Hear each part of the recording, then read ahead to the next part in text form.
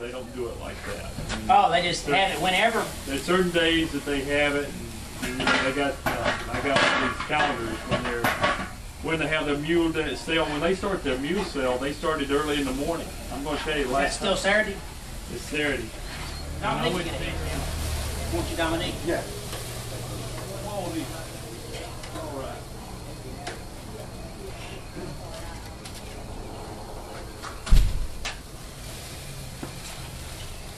How many more we got, Glenn? I don't know here tonight. And we'll be making a few comments to us. And then Diana Ruzicka from the Red Cross is here, and she's going to talk to us a little bit about what's going on with the flag. Flag of the United States of America and to the republic for which it stands, one nation, under God, indivisible, with liberty and justice for all. Let us pray. Lord, thank you for the opportunity to meet freely and openly in this place, and thank you for the blessings of this place, in this life, in this world. Thank you for this club and for what it does for us. Virginia, she's just about home for a visit. I guess it's not really a fall break. What was it? Just a break in school. But, she used to work last summer in the restaurant. She's already signed up to work there this weekend. Out in the highway at the old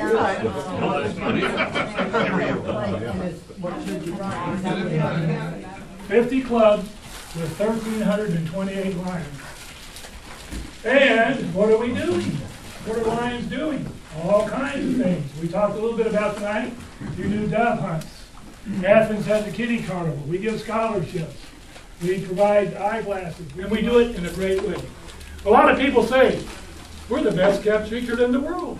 Nobody knows what we're doing. That's why January is your opportunity for your public relations opportunity. Lions Clubs International has a public relations campaign in January. So, for your dove hunts, you can make a big article about that and say, look what we do in Gurley. Look at this. Athens can make a big splash about our kiddie carnival. Look what we do on the kiddie carnival. We give out scholarships. We gave out 1,000 pair of glasses to 55 million people. We did all these things. We can do that. So P is a word that I use for perseverance. We have to persevere in our own lives in the Lions Club. This is a 60-year club.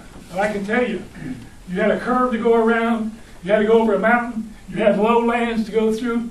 You didn't get to be 60 years without being persevering to make it in your community. So perseverance is number one. You also have to have respect.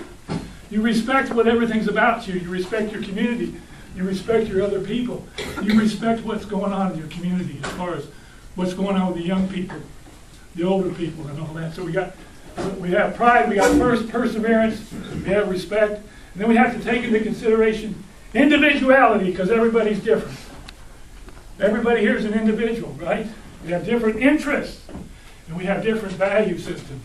But we all sort of got together to make a melting pot in the Lions and the Lioness Club. Perseverance, respect, individualism, desires, next for D. You have to have a desire to do what you have to do in your communities to make it better. You have to be very desirous of that. If you're a school teacher working in a business, you've got to have a lot of desire to get up every day and go, thank goodness it's time to go to work. I'm ready to go. I got to get there. Desire. The last part of this is E. And I don't have any of this. It's called enthusiasm. You have to be enthusiastic about what you do. And basically we can do that in our Lions Club.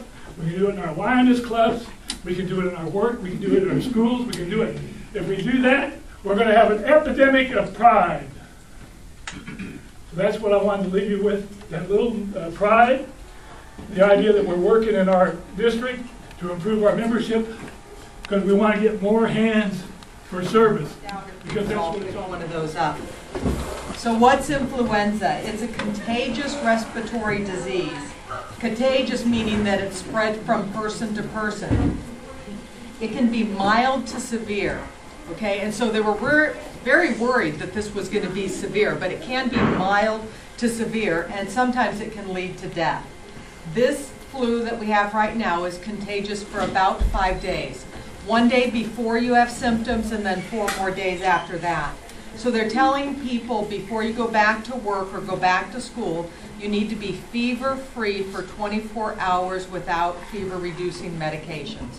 The difference with pandemic flu, what we're seeing is it's not predictable. It's a novel virus. It's jumped from animal species into the humans. And it's a new strain, and so we don't have immunity to them. And so immunity to it, and it travels all over the world very quickly because of that. Plus, we're global. So it travels all over the world fast. Because it's new and it's a novel virus, we don't have a vaccine initially for it to stop the spread. The first case was reported in Mexico in March. Does anybody remember that?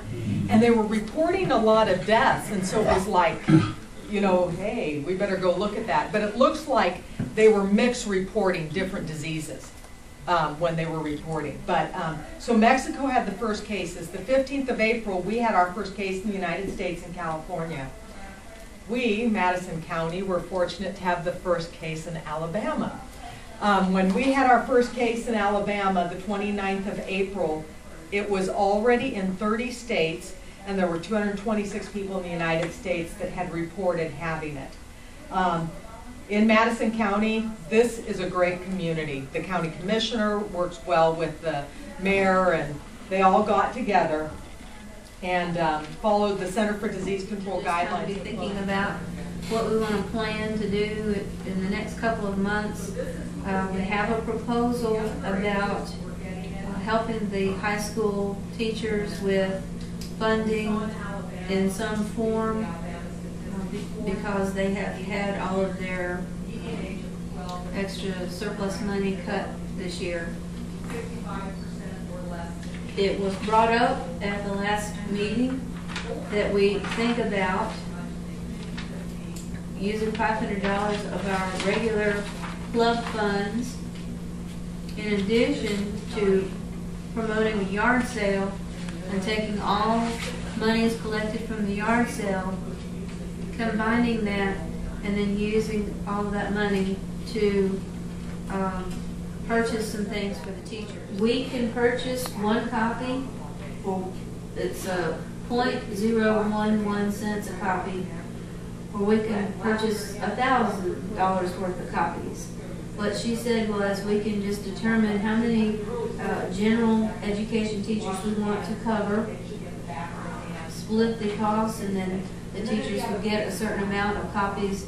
And I was initially afraid that we were going to have to buy 5,000 copies, and that's it, and that's $55, and I didn't think we could do it. For the 6 months to 9 years, it's 2 shots at least 21 days apart. And they used to say for us it was going to be 2 shots, but now they said 1 worked okay. So if you're over 10 years old, it's 1 dose.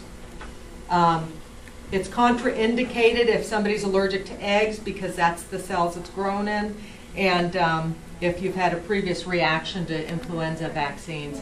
This is who's the priority. The Lions Club would be able to provide the assistance for this child to have his test done. So that's what we're going to present. What's the expense? 110. 110 to cover, yes, to cover the eye exam. Well, it's not really an eye exam, it's the eye evaluation, and then to go through the exercises and tracking with him what exercises he needs to do.